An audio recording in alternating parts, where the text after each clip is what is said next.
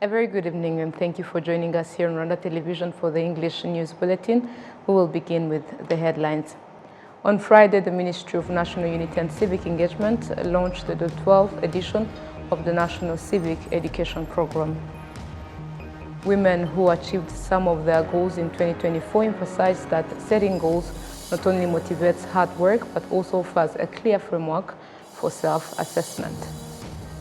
On the international scene, Russia's invasion has pushed Ukrainian tech companies working with defense stimulation technology to seriously compete in global markets.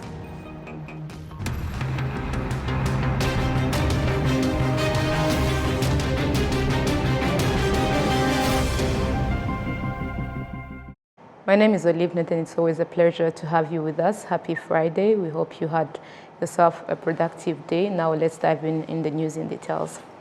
On Friday, the Ministry of National Unity and Civic Engagement launched the 12th edition of the National Civic Education Program, Urugerero rw'Inkomezamihigo, participated in by over 56,000 high school alumni. Prince Manzi kicks us off tonight. These alumni concluded their high school studies in the school year 2023-2024. In the 4-day program, they will dive into Rwanda's history, their role in enhancing civic duties and preserving national unity. Ingando ntago twari tuzi ibyari byo mu ishuri turiga ariko tubica hejuru birumvikana. We were not aware of the civic education. It was really needed, as in school we just study the basics, but here we dive into the history. We are vowing to commit to building the nation. Our goal is to step into the feet of Rwanda's heroes.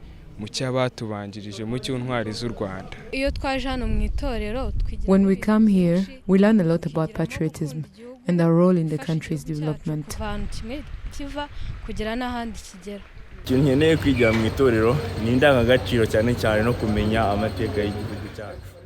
What I want to gain from here is Rwanda's history and ethics towards the prevention of drug abuse in the youth. We are near the border and mostly face the smuggling of drugs.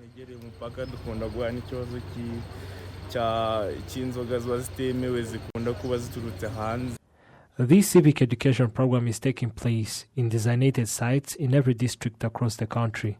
Eric Mahoro, the permanent secretary at the Ministry of National Unity and Civic Engagement, tackles on what is expected for the participants of this program to take home. We would like to strengthen the message to work together as Rwandans by upholding the values based on the Rwandan culture. We have consistently seen that young people may not have an equal amount of understanding on the history of Rwanda, particularly the history of the 1994 genocide against the Tutsi.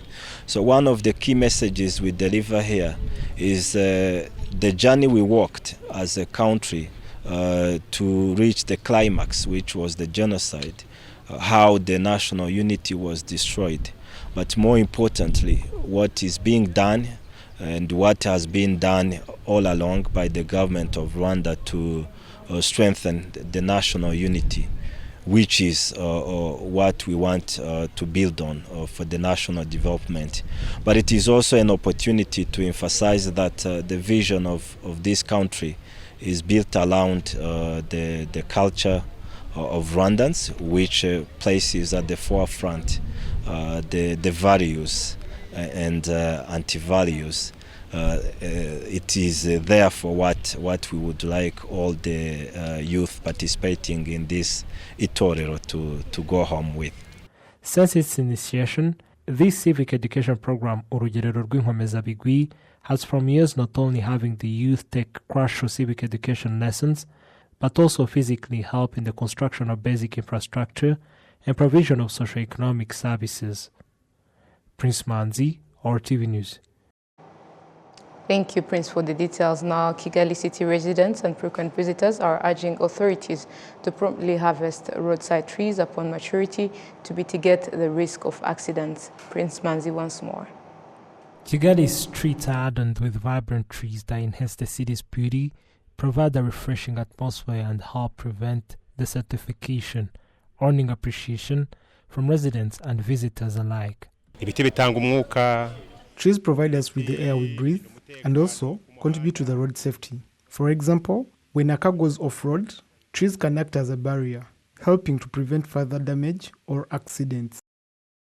Benefits and visitors are calling for the timely harvesting of roadside trees, citing safety concerns as they occasionally cause accidents by falling on vehicles or pedestrians. In Nyarugenge district, residents reported an incident 2 days ago where a tree fell on a car. Some trees fall on the road during heavy winds, causing traffic disruptions and in some cases, accidents when they fall on vehicles. While road cleanliness is maintained through regular sweeping, we often overlook the importance of properly pruning trees to remove unnecessary branches that can pose a safety hazard. Yesterday, trees and branches fell on the road and onto vehicles. We witnessed it after, and as you know, we are currently in the rainy season, which increases the risk of such incidents. The Director General in charge of Communication and Education in the city of Kigali, Emma Claudine Irenganya, states that efforts are underway to trim or cut down trees where necessary to address potential hazards. She encouraged residents to report any trees that pose risks so they can promptly be removed.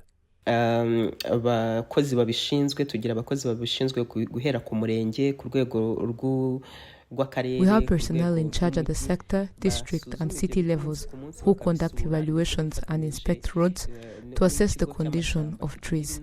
Together with the National Forestry Authority, they advise us on the necessary actions. When trees are ready for harvest, they determine whether branches need to be pruned or if other measures are required, and then harvest those that need to be removed. It is our responsibility to ensure safety, which is why we urge everyone to report any trees that could pose a risk of accident. They can contact us at our toll-free number 3260. When asked about liability in cases where accidents result in vehicle damage or total loss due to falling of trees, the Director General in charge of Communication, Emma Claudine Irenganya, provided the following response. Igiti kigwiriye imodoka buriya bigenda biterwa n'ubwoko bwa insurance. When a tree falls on a vehicle, compensation depends on the type of insurance the vehicle has. Some insurance policies cover such incidents, which is why it is important to consider more than just the price when selecting insurance. It's crucial to ask what is included in the coverage, as many insurance policies provide protection against such events. Ibyo ngibyo biba birimo. Now to other matters, women who achieved some of their goals in 2024 emphasized that setting goals not only motivates hard work but also offers a clear framework for self-assessment and tracking progress, helping them stay focused and on course. William Evans has more on this. Umutoni Sarah is a tailor and fashion designer who began her journey in 2017. Initially, she worked alongside other tailors without a shop.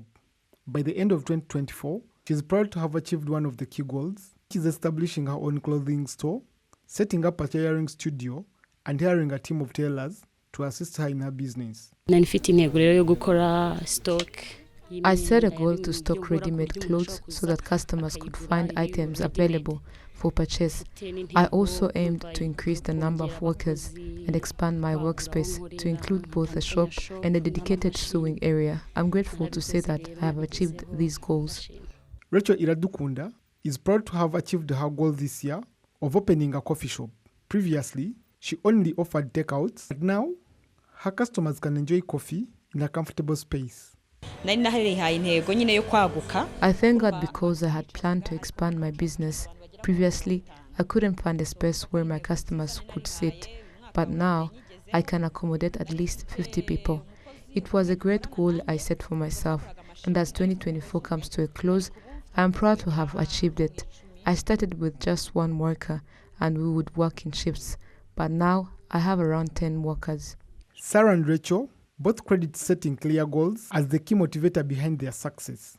After struggling to meet their objectives in the previous years, they found that having specific targets pushed them to work harder. Both women also shared that achieving their goals has inspired them to set new and more ambitious goals for the year ahead. What helped me setting a specific goal, I wanted to achieve it by the end of this year. Now I'm proud to say that I am to have my own school that teaches tailoring. Planning motivates you and gives you strength. Even when you are feeling weak, there are times when you are exhausted and don't feel like going to work.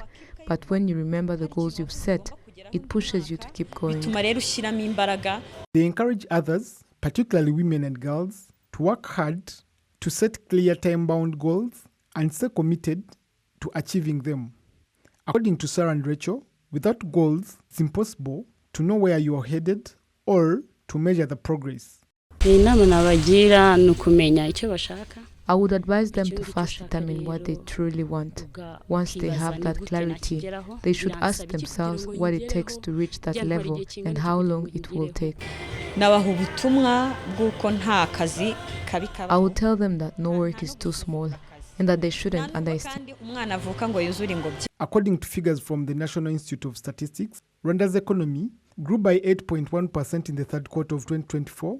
The efforts of women like Sarah and Rachel, alongside those of other Rwandans, has played a significant role in contributing to this growth. The Central Bank of Rwanda projects a 9% growth rate for 2025, which will require citizens to enhance productivity and improve performance to sustain this momentum. William Evans, Mutabazi, RwandaTV News. Thank you, Evans, for the details. Now, Kabash Cares, a charity foundation, together with Rahura and other partners, have extended support in form of scholastic materials to over 1,000 primary schools, children, in Masaka sector. William Evans, once more. Many of the students reached out to come from financially struggling families who sometimes struggle to get scholastic materials to enable their children study. For this reason, coupled with the conviction that the future belongs to the young people, Kabash Cares and partners chose to celebrate the festive season with these children by giving them scholastic materials as they prepare to begin school in the coming months. This is something we do annually, but the reason we support school-going children is because the future belongs to them, and out these shall be great doctors and other professionals. And also, the education sector in our country is a key sector, yet some unprivileged children risk dropping out of school due to lack of scholastic materials. So as usual, I mobilize my friends and other partners so that we can reach out to a big number of such children. Our target is to support as many children to go back to school and to work as a team to support the government, because our leaders cannot solve every problem solely. Students who received this support, together with their parents, expressed how they felt about receiving scholastic support. I feel happy for the scholastic materials I received. This will help me in my classes as I prepare to pass the national examinations. Mr. Mutsinz Anton, the District Executive Administrator at Chichucho District, encouraged parents to support their children to ensure that what they've received is well utilized. Education is the greatest gift, and we are grateful to this team. On a special note, we encourage all parents to actively participate in their children's learning activities. And this team also promised to follow up with these students in their respective schools. A total of 1,000 primary school-going students were given exercise books, school bags, pens and pencils, plus mathematical sets, among others. William Evans, Mtabazi, RwandaTV News.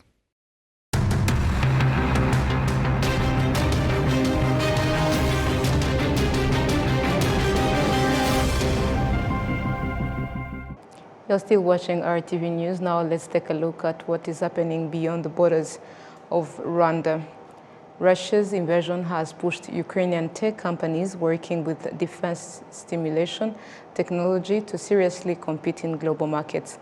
One such company is Skiv Tech, which specializes in high-tech stimulators. We are away with details. 2 decades ago, Ukrainian tech company Skiv Tech was making paintball guns, allowing people to play at war. Today, the company focuses on producing simulators for real soldiers, and they've gone high-tech. says this employee who didn't give his last name for security reasons. You can try and lift it.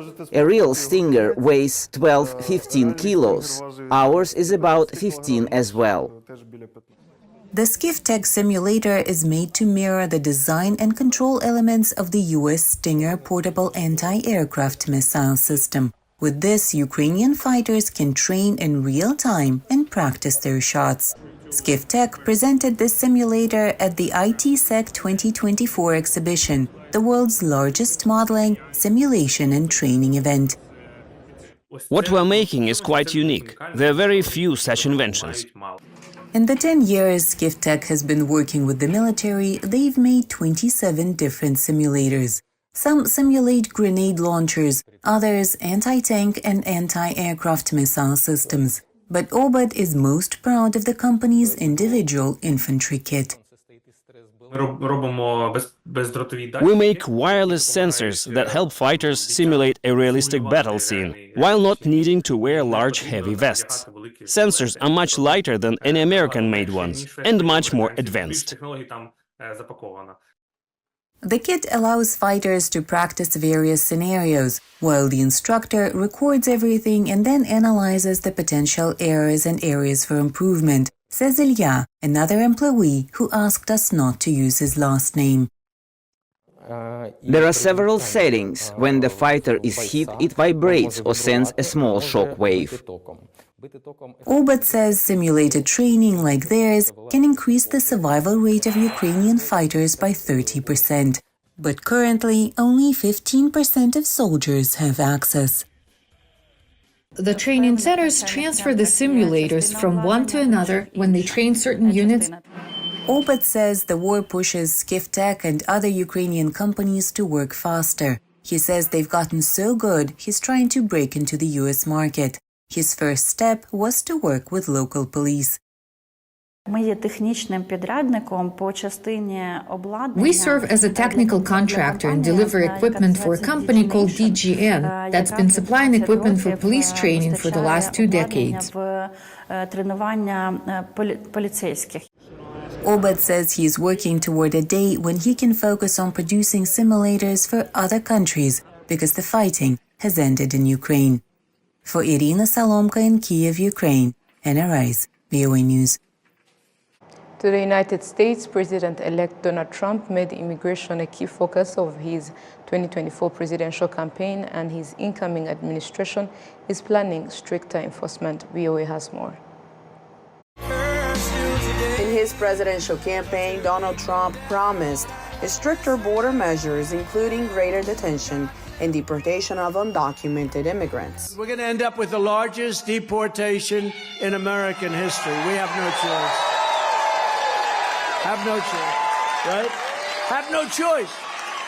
We have no choice because that's not sustainable by any country. Possible Trump plans include expanded detention facilities and a return to the Remain in Mexico policy, requiring migrants to stay in Mexico during U.S. immigration proceedings.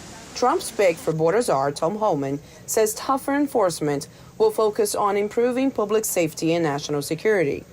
The heels of the biggest illegal immigration crisis we've ever seen in this nation, there has to be a massive deportation operation.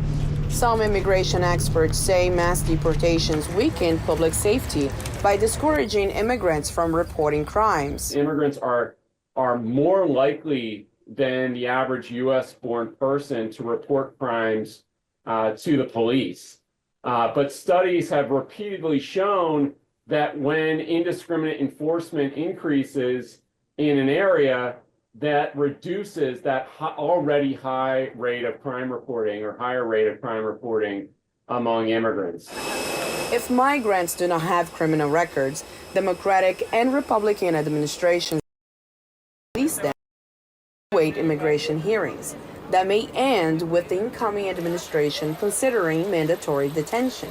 If I were a lawful permanent resident, a green card holder, I'd be sure to have my green card on my person now. Trump officials argue that these measures will deter criminals, but Beer found that was not what happened last time. Mass deportation is going to deprioritize serious offenders. When the Trump administration came in last time, they rescinded all the requirements to focus on serious offenders, felons first, and as a result, not surprisingly, ICE doubled the number of arrests of non-criminals. Meanwhile, he says the number of criminals found attempting to cross the border tripled. Trump says he will act on immigration on day one of his presidency, January 20th. Aline Barrows, VOA News, Washington. And this story brings us to the close of today's edition. Before we go, here's a quick recap of the top stories we've covered. On Friday, the Ministry of National Unity and Civic Engagement launched the 12th edition of the National Civic Education Program. Women who achieved some of their goals in 2024 emphasized that setting goals not only motivates hard work, but also offers a clear framework for self-assessment. On the international scene, we've seen how Russia's invasion has pushed Ukrainian tech companies working with defense, simulation technology to seriously compete in global markets.